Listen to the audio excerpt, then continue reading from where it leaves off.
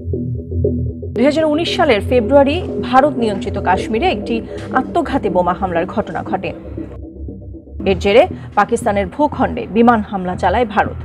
জবাবে পাকিস্তান একটি ভারতীয় যুদ্ধবিমান ভূপাতিত করে পাইলটকে আটক করে। 2025 সালের আগে এটিই ছিল ভারত ও পাকিস্তানের মধ্যে সবশেষ উত্তেজনাকর পরিস্থিতি। তখন ভারতীয় কর্মকর্তারা এক অস্বস্তিকর বাস্তবতার সম্মুখীন হতে বাধ্য হন। যুদ্ধবিমান ভূপাতিত হওয়ার ঘটনায় লজ্জায় পড়ে যায় ভারতীয় সামরিক বাহিনী। কতটা সেকেলে এবং সীমান্তে হুমকি মোকাবেলায় অপ্রস্তুত ভারতীয় সামরিক শক্তি তাই স্পষ্ট হয়। এরপরই দেশটির সামরিক বাহিনীর আধুনিকায়নের প্রচেষ্টাকে ত্বরান্বিত করার উদ্যোগ নেন প্রধানমন্ত্রী নরেন্দ্র মোদী।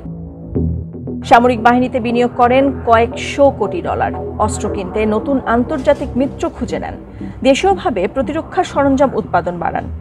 এসব প্রচেষ্টায় ঠিক কতটুকু পরিবর্তন এসেছে হয়তো খুব শিগগিরই তার পরীক্ষা হবে। 2025-এ ভারত ও পাকিস্তান আবারও একটি সামরিক সংঘাতের দ্বারপ্রান্তে দাঁড়িয়ে, কারণ কাশ্মীরে প্রাণঘাতী সন্ত্রাসী হামলার প্রতিশোধ নেওয়ার অঙ্গীকার করেছে ভারত। তাদের দাবি পাকিস্তানের সম্পৃক্ততা আছে হামলায়। এর জেরে স্থগিত করা হয়েছে সিন্ধু পানি ও সিমলার মতো বড় এবং গুরুত্বপূর্ণ চুক্তি। এমন কঠোর পদক্ষেপ কয়েক দশকে দুই দেশের মধ্যে যুদ্ধের সময়ও নেওয়া হয়নি।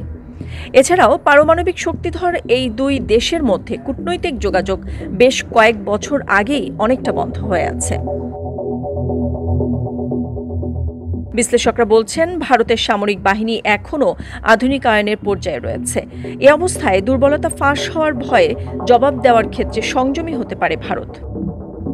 2018 সালে এক সংসদীয় প্রতিবেদনে জানানো হয়, ভারতের 68% সামরিক সরঞ্জাম সেকেলে। 5 বছর পর 2023 সালে দেওয়া এক হালনাগাদ প্রতিবেদনে সামরিক বাহিনীর কর্মকর্তারা স্বীকার করেন, বিশাল আকারের বাহিনী হওয়ার চ্যালেঞ্জের কারণে পর্যাপ্ত পরিবর্তন আসেনি। এটি ভারতের জন্য একটি বড় চ্যালেঞ্জ বলে মনে করেন বিশ্লেষকরা।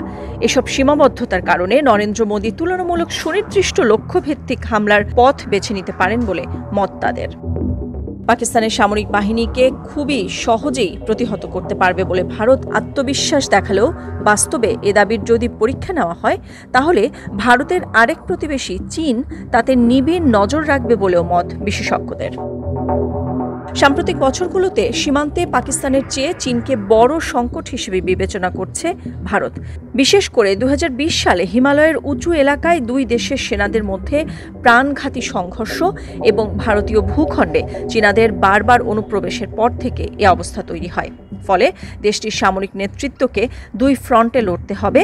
এমন এক যুদ্ধের সম্ভাবনা বিবেচনায় সিদ্ধান্ত নিতে হবে নরেন্দ্র মোদীকে। নাদিরা জাহান, নিউজ ডেস্ক, সারা বাংলা।